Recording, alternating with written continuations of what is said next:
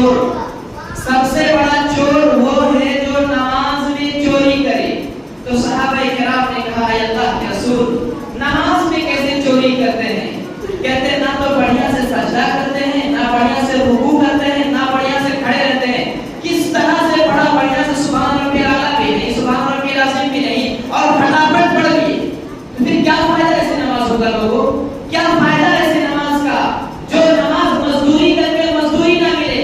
نیکی کا کام کر کے نیکی نہ ملے، تو کیا فائدہ ایسے نماز کا؟ اسی لیے ہمیں چاہیے کہ غور و فکر کریں، خشوع اختیار کریں، خضوع اختیار کریں، ورنہ ہم صرف یہ ایک وہم پیدا کر لیں گے تو ہم تو نماز پڑھتے ہیں، ہم تو روزہ رکھتے ہیں، پھر کیوں نہیں قبول ہوگی؟ نہیں لوگوں نہیں، ایسی بات نہیں ہے۔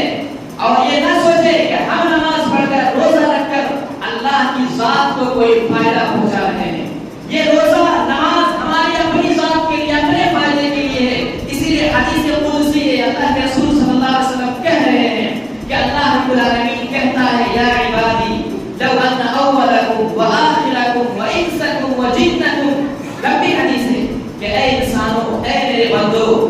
اگر تم نے کہا سب یعنی سارے انسان، سب تو پہلے اور آخر، یعنی جب سے دنیا بنی ہے، جب سے انسان بنے ہیں،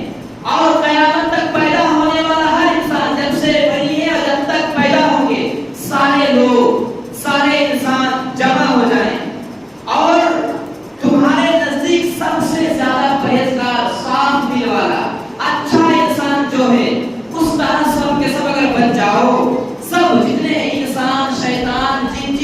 جنات، انسان جتنے کا سب نیک بن جائیں تو اللہ کی ذات کو کوئی فائدہ پہنچنے والا نہیں ہے۔ اللہ رب العالمین اپنے تمام تصفیات کے ساتھ، اپنی قدرت کے ساتھ، اپنی کمال کے ساتھ اسی طرح سے ہے، اسی طرح سے رہے گا۔ روز اول سے لے کر ازل سے لے کے ابد تک اللہ رب العالمین اسی طرح رہے گا، کوئی فرق پڑنے والا نہیں ہے۔ اور ہاں یہ بھی سن لو، اگر سب انسان چاہو جمع ہو جاؤ، کہیں جمع ہو جاؤ، سب گنہگار بن جاؤ، تم میں سے جو سب سے گندا انسان ہے، گندا دل والا، فاسق ہے، فاجر ہے، ایک سجدہ بھی نہیں کرتا ہے، اس طرح اگر بن جاؤ سارے کے سارے لوگ تو اللہ کے ملکیت میں کچھ بھی بڑھنے اور گھٹنے والا نہیں ہے۔ یہ اللہ رب العالمین انسانوں کی عبادت کا محتاج نہیں ہے، اللہ رب العالمین انسان کے روزے کا محتاج نہیں ہے، اللہ رب العالمین انسان کی نمازوں کا محتاج نہیں ہے۔ نہ ہم نماز روزہ رکھ کر اللہ کو کوئی فائدہ پہنچا رہے ہیں، یہ تو انسان کی اپنی بھلائی کے لیے، اپنے خیر کے لیے، اپنے آخرت بنانے اور سنوارنے کے لیے۔ اسی لیے لوگوں چاہیں کہ ہم جب روزہ رکھیں تو روزے کی کچھ قدر کریں، ورنہ اللہ کے رسول صلی اللہ علیہ وسلم، اسی لیے جابر رضی اللہ تعالیٰ عنہ بیان کرتے تھے، اپنے ساتھیوں کو بتاتے تھے کہ اذا صمت فلیصم سمعک وبصرک ولسانک عن الکذب والمحارم، کہ جب تم روزہ رکھو، ایسا نہیں کہ صرف پیٹ کا روزہ رکھیں، چاہے تمہاری آنکھ بھی روزہ رکھے، تمہارے کان بھی روزہ رکھے، تمہاری زبان بھی روزہ رکھے، کس سے؟ گناہوں سے، ان چیزوں سے بری ہو، ان چیزوں سے پاک ہو۔ یہ جابر رضی اللہ تعالیٰ عنہ کہا کرتے تھے اذا صمت فلیصم سمعک وبصرک ولسانک عن الکذب والمحارم۔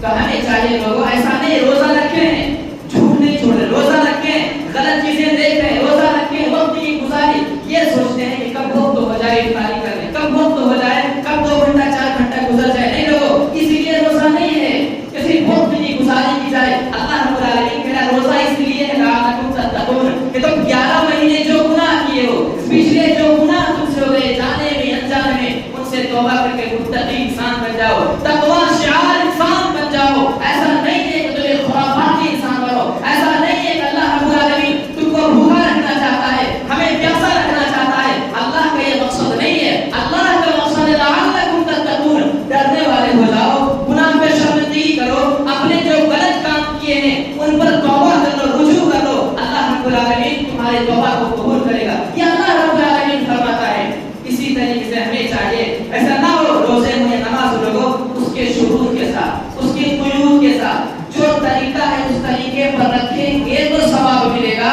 ورنہ نبی کہہ رہے ہیں کہ اللہ کو ایسے روزے کی کوئی ضرورت نہیں ہے، ایسے روزے کی کوئی ضرورت نہیں ہے، پہلے ہی بتا دیا تھا کہ بعد میں انسان افسوس نہ کرے۔ اسی طریقے سے چاہیے کہ اس مہینے کے اندر دیکھیے یہ رمضان کا مہینہ اور صدقات و خیرات، ان دونوں